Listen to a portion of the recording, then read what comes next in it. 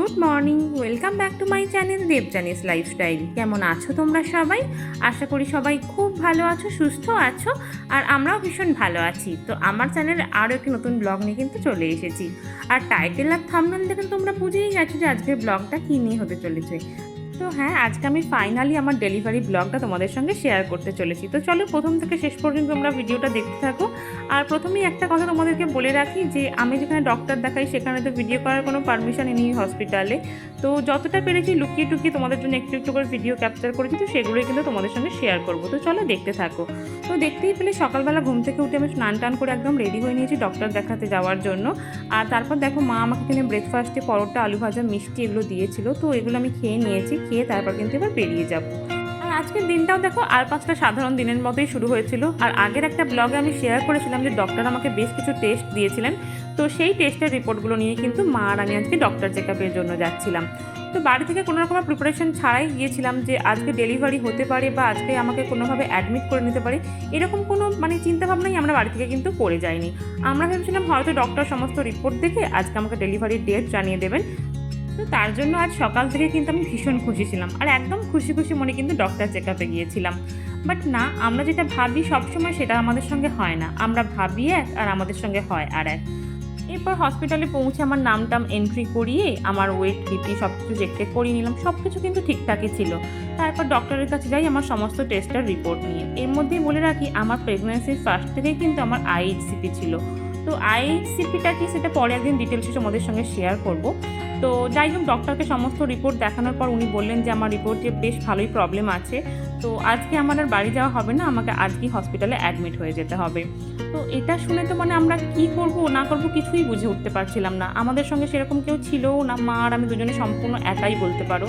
তো মাও বুঝে উঠতে পারছিল না যে কি করবে না করবে, বাট অ্যাডমিট তো হতেই হবে। আমি ডক্টরকে একবার বলেও ছিলাম যে আজকে আমি বাড়ি চলে যাই, আমি কালকে বাড়ি থেকে এসে অ্যাডমিট হব।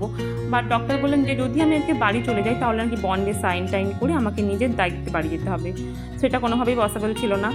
তারপর মা বাড়িতে সকলকে ফোন করে, তো সবাই আসে, তারপর আমাকে ওখানে অ্যাডমিট করে দেওয়া হয়। আর সত্যি কথা বলতে কোনো রকমের প্রিপারেশন ছাড়াই আমি ওখানে অ্যাডমিট হয়ে গিয়েছিলাম। আমার সঙ্গে কোনো যে হসপিটাল ব্যাগ হয় সেটা কোনো কিছুই আমার সঙ্গে ছিল না। আর সব থেকে বড় কথা কি জানো, আমার হাজব্যান্ড আমার সঙ্গে ছিল না। আর এই সময় একটা মেয়ের পাশে তার হাজব্যান্ড আর তার মায়ের থাকাটা যে কতটা ইম্পর্টেন্ট সেটা যারাই ফেসটা কাটে এসেছে তারা খুব ভালো মতোই বুঝতে পারবে। তো আমি যেদিনকে অ্যাডমিট হলাম তার পরের দিনই ওর টিকিট ছিল। বাট ও অনেক চেষ্টা করেছিল সেদিনেরই একটা ফ্লাইটের টিকিট বুক করার জন্য। বাট সত্যি কথা বলতে কোনো টিকিট না অ্যাভেলেবেল ছিল না। এমনিতেই আমরা যখন ছুটিতে শিলং থেকে বাড়ি আসি না, তখনও টিকিটের প্রচণ্ড সমস্যা হয়। আগে থেকে টিকিট বুক না করে রাখলে প্রচণ্ড প্রবলেমে পড়তে হয়। আর এখন তো পাওয়া যায়নি। তো যাই হোক, সেদিনও আসতে পারেনি। আর সেদিন আমাকে অ্যাডমিট করে নেওয়ার পর আমার এনএসটি করা হচ্ছিলো। এনএসটিতে বাচ্চার মুভমেন্ট খুব একটা পাওয়া যাচ্ছিল না। তারপর অনেক জুস টুস খাইয়ে তারপর বাচ্চার মুভমেন্ট পাওয়া গিয়েছিল। আর এরপর থেকে কিন্তু আমার মেন জার্নিটা শুরু হয়েছিল। তবে হ্যাঁ, সেদিন কিন্তু আমার ডেলিভারি হয়নি। আসলে আমার পুচকুও চাইছিল যে ওর পাপা না এলে সে ল্যান্ড করবে না। তো তার পরের দিনই কিন্তু আমার হাজব্যান্ড একদম ডিরেক্ট শিলং থেকে হসপিটালে চলে এসেছিলো। আর এরপর জানো, প্রতিদিন সকাল বিকেল আমাকে লেবার রুমে নিয়ে যাওয়া হতো। আর এখানকার ডক্টররা না সবসময় চায় নর্মাল ডেলিভারি করানোর জন্য। সিসেকশন ডেলিভারিটা খুব রেয়ার কেস, খুব প্রয়োজন না হলে না করায় না। তো আমাকে একবার বেলার দিকে লেবার রুমে নিয়ে যাওয়া হতো, আবার একবার রাতের দিকে লেবার রুমে নিয়ে যাওয়া হতো। আর প্রত্যেকবার গিয়ে না ইঞ্জেকশন দেওয়া হতো 2-3টে করে পেন স্টার্ট হওয়ার জন্য। ভীষণ কষ্টকর ছিল জানো ওই মুহূর্তগুলো। আর এই যে দেখতে পাচ্ছ লেবার রুমের বাইরে আমার হাজব্যান্ড না দিন রাত বসে থাকতো, আমার জন্য ওয়েট করতো। আর এইভাবে জানো 3 থেকে 4 দিন কেটে গিয়েছিল। আমাকে প্রতিদিন ইঞ্জেকশন দেওয়া হতো, হাতে ক্যানুলা করা ছিল, স্যালাইন দেওয়া হতো। ভীষণ কষ্ট করেছি। তারপর না ফাইনালি সেই দিনটা, সেই মুহূর্তটা এসেছিল যখন আমি আমার পুচকুর কান্নাটা প্রথম আমার কানে শুনেছিলাম। সে এক অদ্ভুত ভালো লাগার মুহূর্ত। যাই হোক, এই নিয়ে একটা ডিটেলস ভিডিও পরে তোমাদের সঙ্গে অবশ্যই শেয়ার করবো। লক্ষ্মী সোনা আদর করে দিচ্ছি তোকে, লক্ষ চুম মায়া ভরা তোর মুখে। লক্ষ্মী সোনা আদর করে দিচ্ছি তোকে, লক্ষ চুম মায়া ভরা তোর মুখে। কলিজা তুই আমার, তুই যে নয়নের আলো, লাগে না তুই ছাড়া, লাগে না তুই যে ভালো। রূপ কথা তুই তো আমারই জীবনের চেয়ে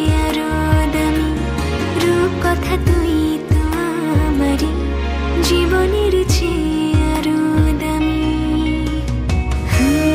ব্যাস এই যে দেখলে প্রথমবার আমার পুচকু না প্রথম তার পাপা দাদাই মসি সবাইকে দেখেছিল। আর আমার মা সে তো 3-4 দিন ধরে ওখানে কন্টিনিউ বসে বসে নিজেই অসুস্থ হয়ে গিয়েছিল, তাই আজকের দিনে না সে আর আসতে পারেনি।